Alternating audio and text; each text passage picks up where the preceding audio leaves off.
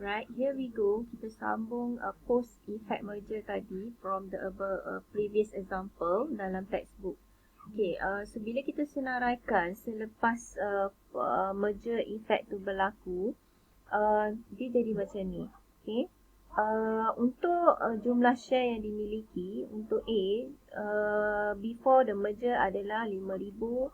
Okay, after the merger 5,000. So untuk B dia jadi 10,000, number of total combine together 15,000 unit share. Untuk EPS pula, kalau kita tengok this one, ini untuk EPS. Before merger, untuk stok A adalah RM4. Untuk stok holder B, untuk syarikat B adalah RM5.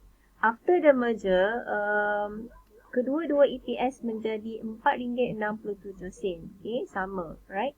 So, if we compare together, before the merger untuk stok A, EPS-nya adalah bertambah sebanyak 67 sen. So, berlaku accretion. Kita panggil pertambahan lah dekat sini. So, before the merger, EPS dia only RM4, but then after the merger, naik kepada RM4.67 lah. So, untuk stok B, however, before the merger, EPS dia adalah RM5. But after the merger, dah turun jadi RM4.67. So, there is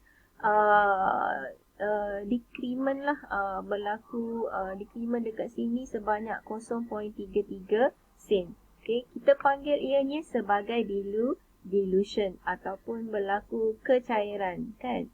So, bermakna penurunan dekat sini. Okay, but walaupun berlaku penurunan untuk syarikat B, walaupun dia yang acquire the company A, kan dia adalah AC, right? Kalau kita tengok, okay, dia adalah AC, right? A adalah TC. So it means that mungkin walaupun in terms of EPS dia agak turun, berlaku dilution, but then in terms of market share mungkin dia ada kelebihan lah selepas dia merge dengan syarikat A. So kelebihan mungkin dari segi market share dia dah boleh conquer the whole market share kat luar tu, and then dari segi competitors mungkin dia kurang satu competitors lah bila dia dah take over syarikat A, sebab dia dah combine jadi satu entity yang besar. Okay, contohlah. So dia akan dapat kelebihan dari sudut lain. Okay, so ini adalah contoh the post effect merger. Biasa ditanya juga dalam soalan peperiksaan lah. So yang penting kena ingat juga cara nak calculate the EPS ini yang penting selalunya. Okay, jumlah common share yang diisu dan sebagainya. Okay, so let's take a look on tutorials. I pick soalan 2019 question number 1. Because this one sangat hampir dengan contoh example textbook tadi. Okay, so Devin Berhad is acquiring Eastern Berhad. So the available information about the companies are as follows. So kalau kita tengok, Devin Berhad yang nak acquire Eastern Berhad. But if we look at the data also, kita akan nampak bahawa Devin Berhad mempunyai larger common stock, larger earning after tax, larger dividend paid dan larger price earning ratio. So we know dia yang akan acquire the company of Eastern Berhad. So Eastern jadi apa? AC ke TC? Dia akan jadi TC lah, target company. Okay, right. So compute the following. Pre-merger earning per share for both company, share exchange ratio based on this merger, tapi dia nak based on market price, based on MP lah, market price. So bila based on market price, ERM lah, kita akan pakai ERM this one. Okay, kalau dia kata nak based on EPS, barulah kita pakai formula ni ERE. But then still the same thing lah. You ambil yang TC bahagi dengan yang AC. Walaupun pakai, cuma berbeza kalau market price kita guna market share price dia. Kalau earning per share kita guna earning per share dia. Okay, right? So soalan ni dia nak based on the market price, dia dah mention. So kita guna formula ERM. And then C dia nak post merger earning per share. So kena buat macam tadilah. Right.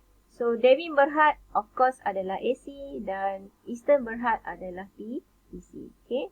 So the first one dia nak pre-merger earning per share untuk kedua-dua syarikat. So kita cari EPS dulu. Mula-mula cari EPS untuk TC. So formulanya adalah kita kena ambil total earning available bahagi dengan total number of share outstanding. So what you have to do first adalah cari jumlah total number share dulu, iaitu kita ambil dia punya nilai share value dia bahagi dengan par value lah. Okay, bahagi dengan par value. Sebab yang soalan example textbook tadi dia bagi direct jumlah common share outstanding. Soalan ni dia tak bagi. Sebab dia buat macam ni kan. So bila nak tahu jumlah common share outstanding untuk syarikat tu, you kena bahagi dengan dia punya par value. Ambil total number value of shares bahagi dengan par value lah. So Devin Berhad untuk TC dulu, TC Untuk TC adalah 50,000 bahagi dengan 50 sen. Untuk Eastern Berhad dulu Okay. Untuk TC, right, so 50,000 bagi 0.50 kita dapat 100,000 unit. So now kita kira earning per share dia, iaitu kita kena ambil total earnings yang available. Disebabkan dia bagi earning after tax, okay, dan dia juga membayar dividen kepada shareholder. So untuk dapatkan total earning, awak kena tolak dengan dividen paid to the shareholder, iaitu earning after tax 150,000, tolak dulu 20,000 dividen paid to the shareholders. Jangan lupa kalau soalan macam ni kita kena tolak dulu. And then barulah bahagi dengan jumlah common stock tadi. So awak akan dapat EPS untuk TC adalah sebanyak RM1.30. Okay.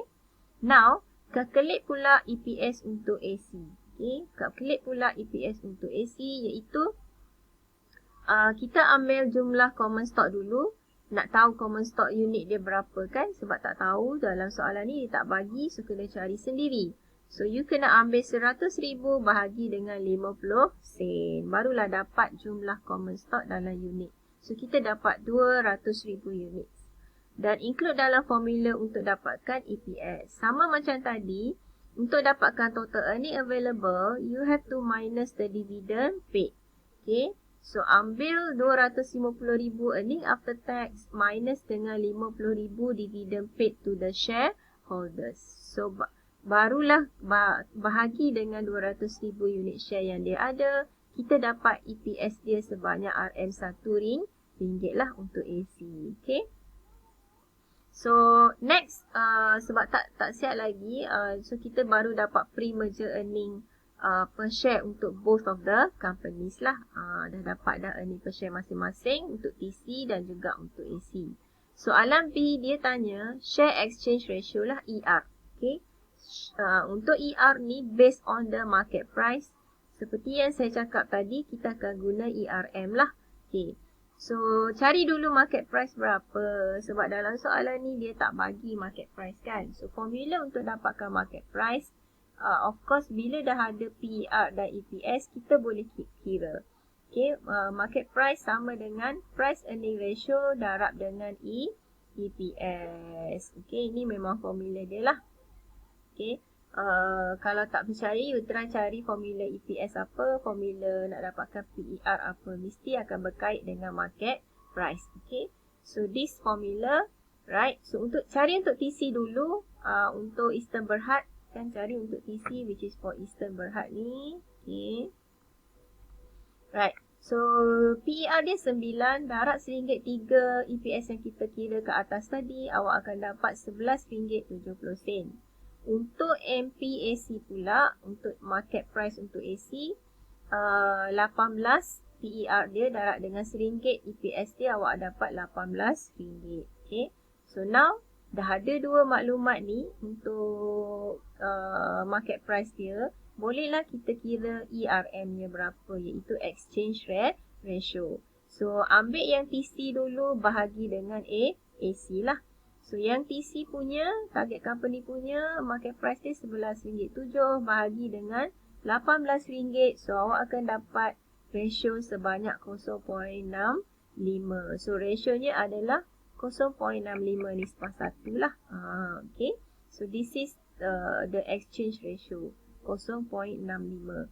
Ingat tak dalam textbook punya example tadi, ratio kita adalah 1 nisbah 1. So senang lah, kalau awak darab pun dapat balik the same figure. But for this one, no. Sebab kita dapat ratio sebanyak 0.65 untuk exchange untuk dia buat pertukaran nanti bila merger berlaku. Okay. C, soalan C dia tanya post merger earning per share. Okay, post merger earning per share, right? This one saya rasa saya akan explain in the next video lah. Okay.